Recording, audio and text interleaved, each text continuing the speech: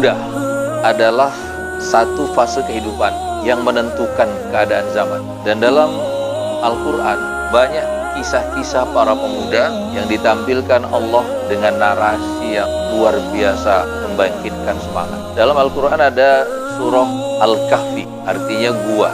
Itu adalah cerita tentang anak-anak muda ketika mereka bertauhid, tapi mereka harus berhadapan dengan diktator kejam dari Romawi namanya Dikianus, yang tidak menghendaki adanya sikap yang berbeda dengan sikap dia. Semua harus seragam. Kalau dia mengatakan Tuhan kita adalah dewa ini, maka nggak ada yang boleh berbeda. Semua harus seperti itu. Para pemuda ini jumlahnya nggak banyak. Al-Quran menyebut 3, 4 dengan anjingnya, atau 5, 6 dengan anjingnya, atau 7, 8 dengan anjingnya. Allah nggak menyebut angka pasti. Dan kalau cerita anjing, ini cerita syar'u man qablana, syariat orang sebelum kita. Di masa itu orang beriman masih boleh hidup bersama anjing.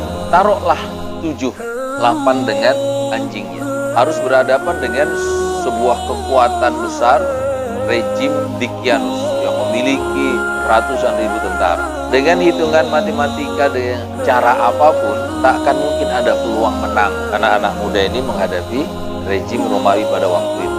Tapi Allah punya cara sendiri. Anak muda ini akhirnya memutuskan menghindar. Berhadapan-hadapan nggak mungkin. Menyerah bukan pilihan.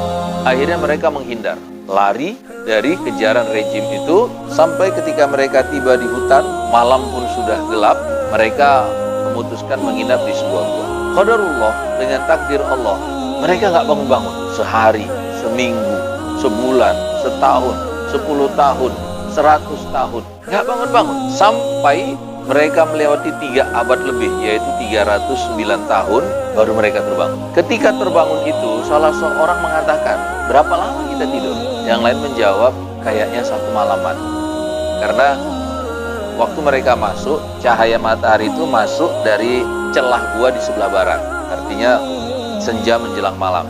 Tapi ketika terbangun, celah matahari masuk di bagian timur dari gua. Terus ada yang bilang, saya lapar, tolong salah seorang dari kita pergi ke kota, bawa ini uang.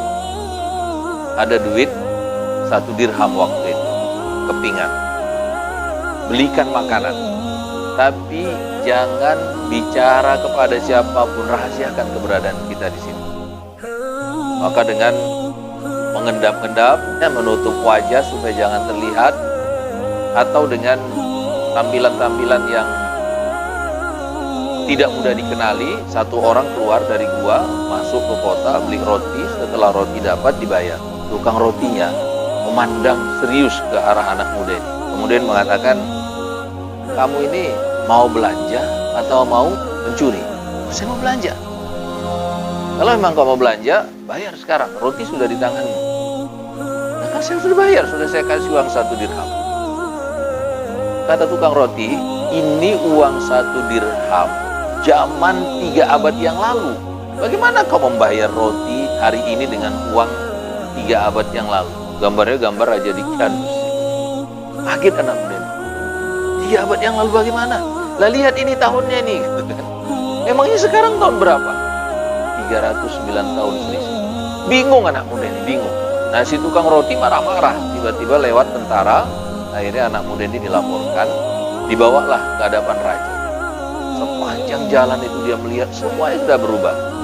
Bahkan ketika dia masuk ke dalam istana, dia tidak lagi melihat Raja Dikianus, tapi raja yang berbeda. Nah, ini adalah cara kerja Allah.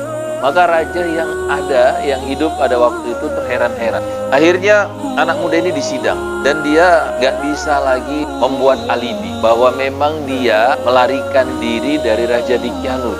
Lantas kenapa kalian lari dari dia? Dikianus sudah mati 300 tahun yang lalu. Kami lari dari dia demi mempertahankan tauhid. Dia memaksa kami menyembah berhala. Antum tahu siapa raja yang berkuasa ketika Ashabul Kahfi itu terbangun? Nabi Zulkarnain. Maka Nabi Zulkarnain mengatakan kepada pemuda itu bahwa aku pun orang yang bertauhid. Bahkan orang-orang memberitahu dia adalah Rasulullah. Si pemuda ini terharu, tapi Nabi Zulkarnain lebih terharu lagi. Maka dia bertanya, di mana persembunyian kalian? Awalnya masih ragu juga nih anak muda menunjukkan persembunyian itu. Tapi Tapi Nabi Zulkarnain bersumpah demi Allah, aku akan melayani kalian. Apapun kebutuhan kalian dengan izin Allah, dengan kekuasaan yang diberikan Allah kepadaku, aku akan layani kalian. Maka dibawalah Nabi Zulkarnain ke gua itu.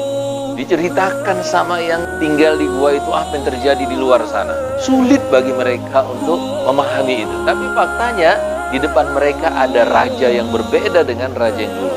Dan Nabi Zulkarnain meyakinkan masa Daqyanus sudah berlalu 3 abad yang lalu. Kemudian Nabi Zulkarnain mengajukan kepada mereka apa yang mereka inginkan, apa yang mereka butuhkan. Aku akan layani kalian, apa aja. Nah, Ashabul Kahfi ini cuma minta sujud, izinkan kami bersujud. Maka mereka semua sujud serentak. Begitu sujud, mereka nggak terbangun lagi. Mereka wafat semua dalam sujudnya itu.